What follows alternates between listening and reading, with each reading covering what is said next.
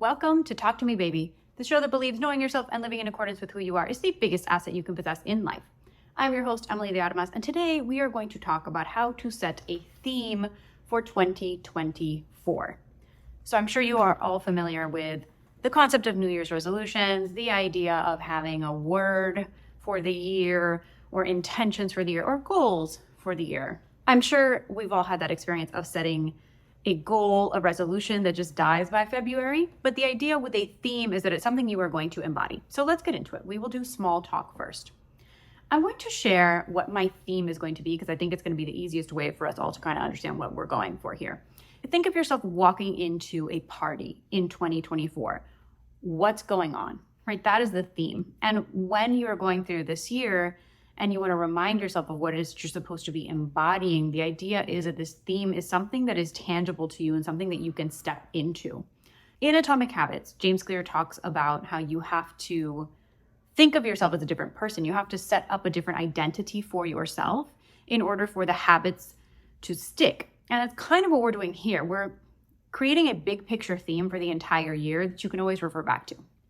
So mine is to be an expressive B-I-T-C-H. We'll just say expressive biche for the sake of the video, so I don't have to make this explicit. Okay. I am going to be an expressive biche this year. So how did I arrive at that? I like to be really intentional with what I'm trying to do. And for me, that was just the theme that encapsulated what I want for this year and some of the things that I already had on my mind as far as goals or things that I wanted to accomplish. And it was a nice way to just put a little bow on the whole thing. I like to be intentional and purposeful. So why expressive biche? I have a lot to say and I want to just be able to express myself more fully in all aspects of my life, but I just don't want to be hiding. I think that there comes a point where it's not only that you just really know yourself, but you really trust yourself and you're confident in who you are enough to not really care if that's going to fit in with other people's ideas of who you are and even other people's ideas of how you should act and how you should be in the world. And I'm at a point now where I think over the last 3 years or so, I've really been just going deeper with myself, learning more about myself. And now I'm ready to just be out here and just be more expressive. And you'll see when we get into the deep talk how that connects. But for me, it's about not shying away from my opinions, not shying away from saying things, even if they're not necessarily going to land well, or people might not agree with them, or people might think that it's weird. People might even reject me.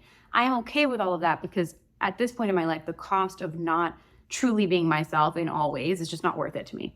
So that's really where that expressive part comes from.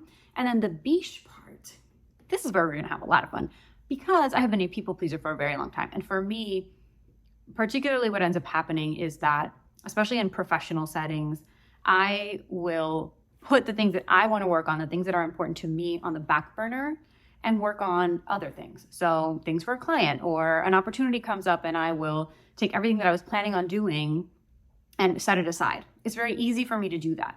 That's just kind of the default way of being. It's like, oh, you need me to work on this? Then sure, yeah. Oh, you need me to come with you to do this? Yes, I will. Even if I had already blocked off that time to work on something that's important to me. And so I think last year was the year of me really honing schedules and routines and things like that. And so now I feel like I have the structure in place where, and I also have the, not motivation, but the ability to get to work even when I don't feel motivated and actually do stuff. And now that I've had a taste of that, well, I'm not willing to put the stuff that is important to me on the back burner just for somebody else. And so part of the biche for me is really being firm with those boundaries. And also it ties into the expressive part, but not holding back. Because a lot of times I'm like, let me just keep the peace. Let me just let things slide. Let me not, get crazy. But this is the year where if you inconvenience me, you're going to know about it. If you are abusing my time, you're going to know about it. If you are asking too much from me, you're going to know about it. I'm not going to hold back. If you are on thin ice with me because my patience is running out, then I am going to push back. And if you fall through that ice into that cold, freezing water, well, then too bad. Ahógate. You know what I mean? It's like a dark turn. It's like a dark turn. But it's true. If you don't know what ahógate means, it means drown. Like, I don't care. Another aspect of biche for me is not sacrificing myself to be in service of others. And that's a tricky line to tread, because I think for a lot of us that want to impact the world positively, and we want to make a difference, all of the verbiage and the rhetoric out there is all about, well, how can you have a purpose-driven business, and how can you be purposeful in your life, and how can you give back, and how can you be of service to others? And this is the highest, most noble thing that you could possibly do. And while I agree with all of that, I think what I've come to realize is that a lot of times for me personally, I will use my talents, my skills, my gifts in service of others to help them get further in whatever their vision is, as opposed to applying them to my own stuff. And that's got to stop. So my version of being of service often tips over into being of sacrifice. And I'm just not okay with sacrificing what is important to me anymore. And just because I'm good at things, just because I'm naturally talented in certain areas, doesn't mean that I have to do those things. And this is the year where I'm going to start to shift, and I'm going to start to let go of certain things that I know I'm really good at, and I know I can provide a lot of service and a lot of value, but I'm just not seeing the return, or they're taking up too much of my time for me to be able to focus on what I really need to focus on. And that's the thing. I think a lot of us are so focused on being of service that we lose ourselves in that process. Let's not forget that the word service also stems from servitude, okay? And we don't want to be in that position where we are denying the things that are important to us, because that's actually being of service to the world. So for me, being a biche, aside from being a lot more vocal and a lot more forthright, it also has to do with me being selfish. And that's fun. That's fun because that means that I'm going to actually see progress in the things that really matter to me. And it's just going to be a different way of being for me that I think is really exciting and potentially really sassy. And who doesn't want that? I mean, maybe not if you're on the receiving end, but I'm going to have fun with it. So now that I've explained to you what my theme is for the year, what is a potential theme for you?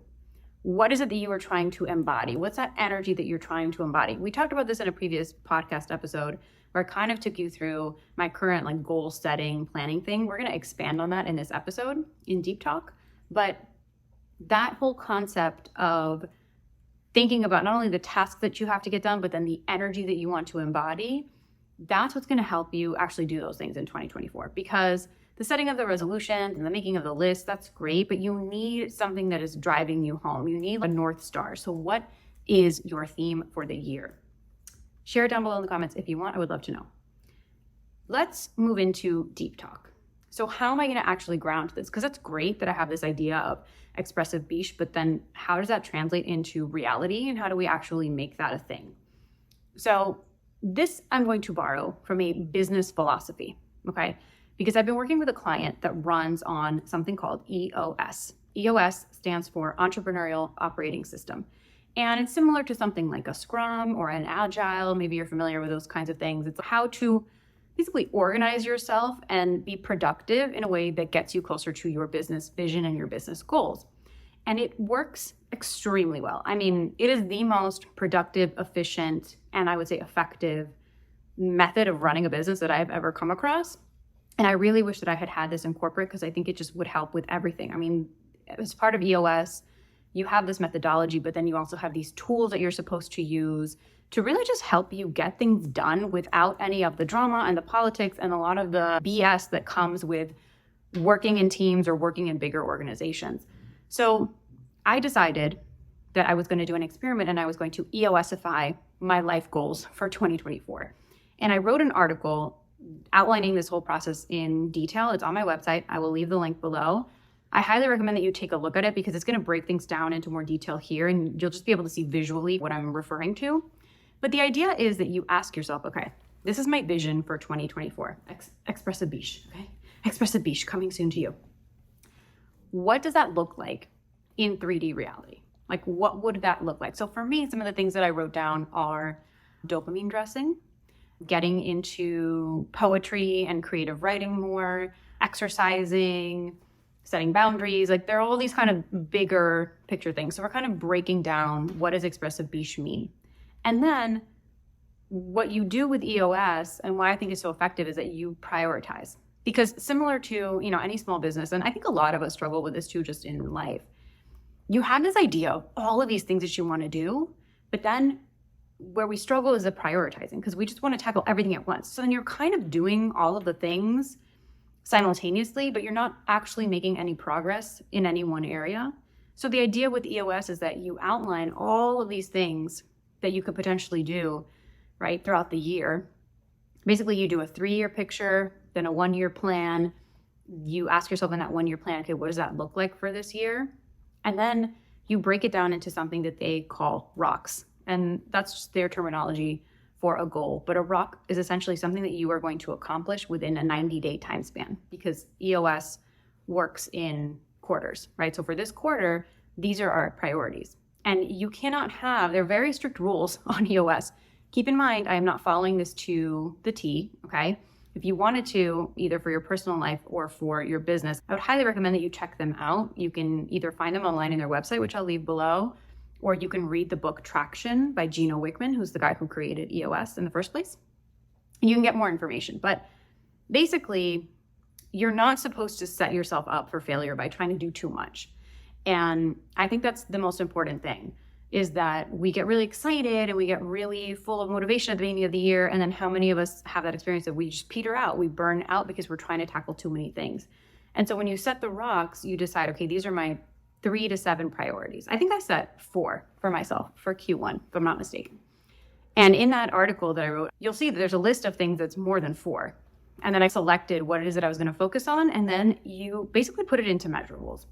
So for example, one of the things that I want to focus on this year, and what's a priority for me in Q1, is growing this podcast and really setting myself up for success in that area. So one of the things that I want to focus on is really creating a steady promotional schedule, because I'm great at recording the episodes on time and getting them out, but then I forget to tell you about it.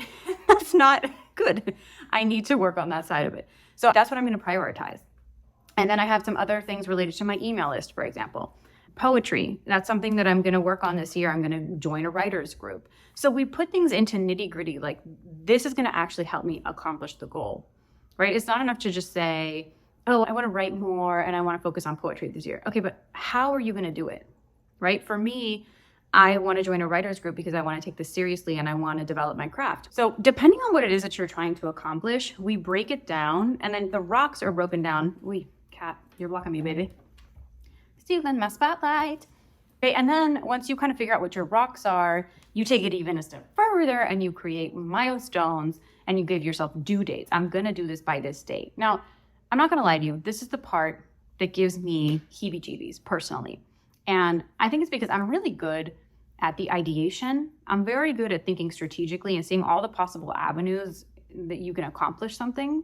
But then when it comes down to the actual nitty-gritty of taking the action, that's where I start feeling overwhelmed. When I see all of the steps involved, that's when I'm like, there's so many things I have to do. And part of that is that I have anxiety because I just want it to be done now. And I talk about that in the article. It's like when you see it on paper, okay, all of these things have to happen, you sort of feel like, oh, well, I need to start tackling this right now. And you become manic about it. And you're like, I need to start crossing things off the list. And actually what's going to help you is just slow down, prioritize, and then move forward. I mentioned dopamine dressing. And dopamine dressing is really all about dressing in a way that makes you happy. And so I'm starting that process now, because if you're watching this on YouTube, you can see that I am wearing a metallic pewter biker jacket. It's a leather biker jacket, and it's awesome. I found this on Poshmark. That's another thing that I want to focus on, is thrifting and finding these unique pieces and just different ways that I can play around with my wardrobe in a way that makes me happy. Maybe I'll talk about this more in future episodes as I get closer to it. But one of the things that I realized by doing this EOS process is that one of my other goals is around exercise. And I know that as I continue to exercise and I add in cardio, my dress size is probably going to change. And so it doesn't really make sense for me to just go out there and prioritize a new wardrobe at this stage. That's something that I'm going to focus on probably towards the second half of the year.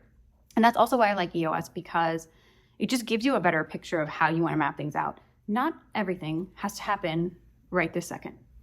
I say that to myself as much as I'm saying it to you. I don't know if you've noticed, but I changed my little board message. It was a Churchill quote before. Now it says, "One day at a time, you impatient psychopath." That is a message that I really need to learn how to embody in this upcoming year, because that's what's going to set me up for success, is not just trying to do all the things at once and not burning myself out. I really need to learn how to pace myself. So to recap, what is the theme that you want to embody for 2024? What is something that's really fun and exciting that matters to you, that gets you excited, that you can keep top of mind as you're moving through the year. And then go through this exercise if you're inclined to EOSify your life in 2024. Keep in mind, I am not an EOS expert. I am just somebody who works with a company that runs on EOS.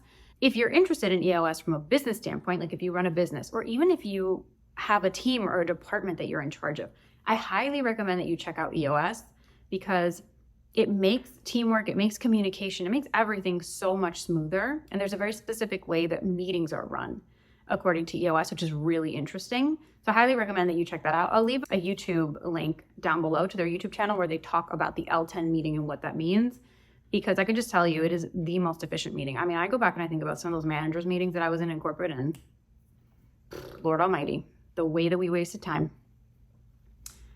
So once you have decided on your theme, once you have decided what that's actually going to look like in 3D reality, you can start to take action and you can start to go little by little. You don't have to do everything at once. You don't have to burn yourself out. Be the tortoise, not the hare, when you are attacking 2024. Be an expressive biche if you want to. If you want to be an expressive biche with me, let me know. I would love to have more expressive biches out there that I can commune with, and we can trade notes. As always, all of the resources and things that we've talked about will be listed down below. Anything that I am wearing that is linkable will also be listed down below, especially this purple eyeshadow because it's just chef's kiss. I hope that you have a wonderful start to your 2024. I hope that you are an expressive biche or otherwise. This has been your episode of Talk to Me Baby. I'm your host, Emily Adamas, and I will talk to you later.